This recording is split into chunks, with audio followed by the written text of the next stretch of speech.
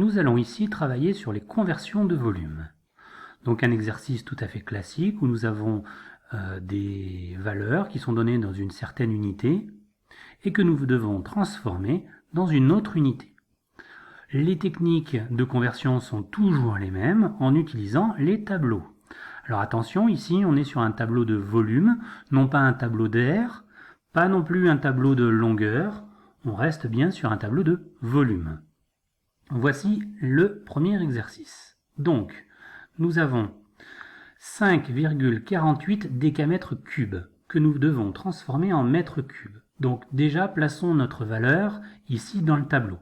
Comme d'habitude, c'est la virgule qui commande. La virgule détermine l'unité. Donc la virgule ici va se positionner dans les décamètres cubes, comme ceci.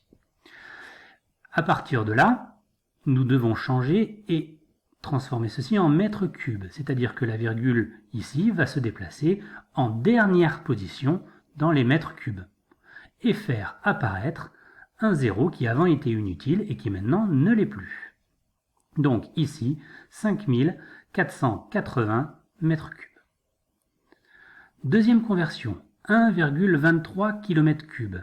La virgule qui commande détermine l'unité et donc nous allons mettre la virgule ici en dernière position des kilomètres cubes.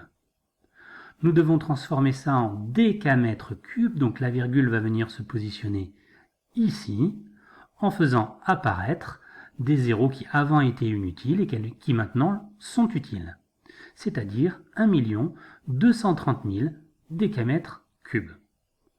Dernier exemple, 987,3 cm3, la virgule commande, ici dans les centimètres cubes, je peux donc placer mon chiffre correctement, puis je vais le transformer en mètres cubes, c'est-à-dire que la virgule va se déplacer jusque là, pour prendre sa nouvelle position dans sa nouvelle unité, et donc nous allons avoir un chiffre en mètres cubes qui sera 0,0009 mètres cubes.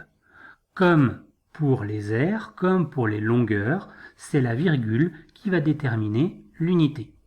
Voilà, à vous de jouer.